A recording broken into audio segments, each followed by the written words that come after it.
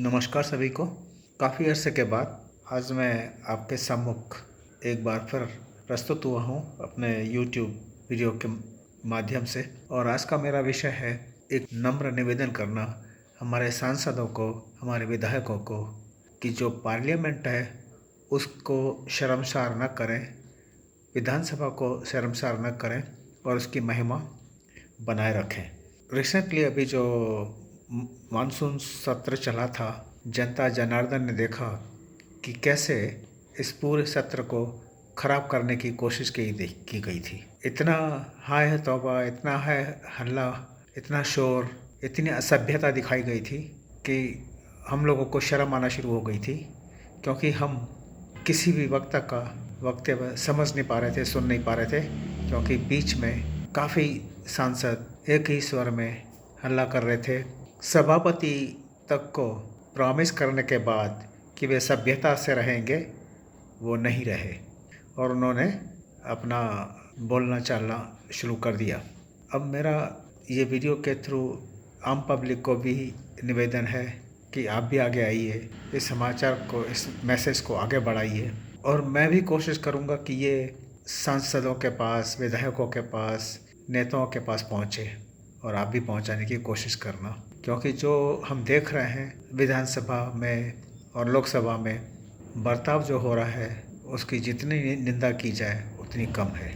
लगता है अब समय आ गया है कि सांसद को काम देना चाहिए कि आप अगर ये काम पूरा कर सकते हैं तो आपको वेतन मिलेगा, पेंशन मिलेगी, और अगर आप नहीं कर पा रहे हो तो उसको कोई वेतन नहीं दिया जाए। और जो लोग संसद का पूरा सत्र सेशन खराब कर देते हैं, ऐसे सांसदों को तो उसी समय निकाल कर उनकी सदस्यता रद्द होनी चाहिए।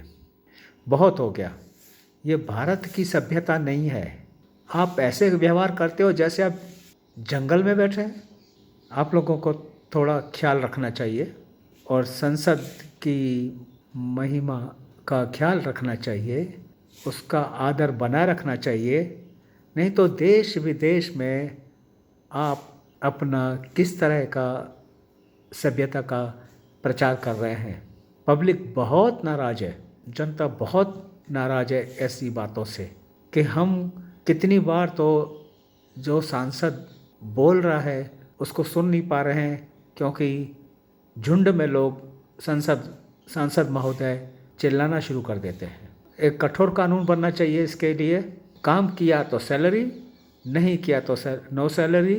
संसद में प्रेजेंस है तो सैलरी, नहीं किया तो नो सैलरी। संसद में हल्ला मचाना, नो सैलरी, प्लस उनके ऊपर पेनल्टी लगनी चाहिए। मेरा आप सबसे आग्रह है सांसद महोदय से कि इस बारे में थोड़ा विचार कीजिए और एक कठोर कानून बनाइए जिससे संसद की, भारत की मर्यादा बनी रहे और पब्लिक जो डिबेट हो रही है पार्लियामेंट में उसको सुन सकें, गौर कर सकें और अपना निर्णय भी ले सकें। ड्यूरिंग द इलेक्शन कैंपेन जो भी सांसद के चुनाव लड़ते हैं या विधानसभा के लिए लड़ते हैं, इलेक्शन में आते हैं, वो ये थोड़ी बोलते हैं कभी, नहीं हम तो संसद में जाएंगे, किसी को बोलने नहीं देंगे, किसी को वो नहीं करेंगे, कुर्सियां भी तोड़ेंगे और पेपर भी फेंकेंगे और सभापति को भी नहीं सुनेंगे, किसी को बोलने भी नहीं देंगे और 2-2 घंटे हम हल्ला करते रहेंगे। 2-2 घंटे क्या, पूरा का पूरा सत्र चला जाता है इसमें। आपको पता है कि वो कितने हज़ार करोड़ का नुकसान होता है वहाँ पर? ज़रूर पता है।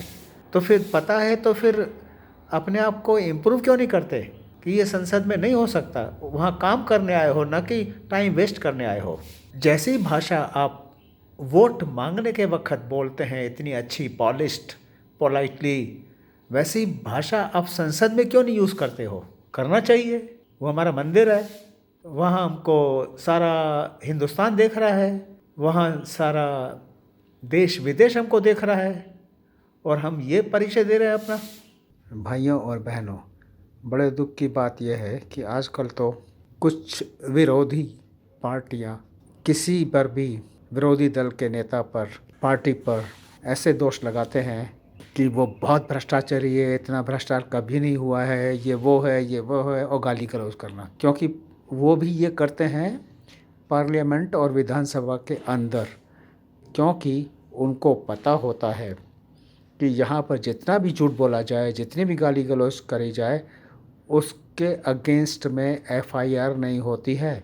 तो ये लोग उसका फ़ायदा उठाते हैं, गलत फ़ायदा उठाते हैं, और वो खूब गाली गलौज करते हैं, और पब्लिक में तो इमेज हो जाती है कि ये सच कह रहा है।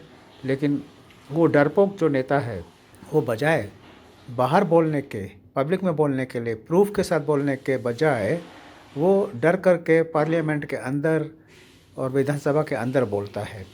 तो ऐसे नेताओं के प्रति, ऐसे वक्ताओं के प्रति सख्ती से निपटना चाहिए। उसके लिए कोई कानून होना चाहिए, क्योंकि इमेज तो बिगड़ जाती है ना, वो भी झूठी। आप मेरे चैनल को सब्सक्राइब कीजिए, शेयर कीजिए, लाइक कीजिए, आगे फॉरवर्ड कीजिए, जब तक कि ये मैसेज गवर्नमेंट के पास नहीं पहुंच जाता है, चाहे वो गवर्नमेंट सेंट्रल में हो या स्टेट में हो। क्योंकि ये बदलाव अच्छे के लिए हर एक विधानसभा और लोकसभा में, राज्यसभा में, विधान परिषद में आना चाहिए, ऐसा मेरा विश्वास है, ऐसा मेरा निवेदन है।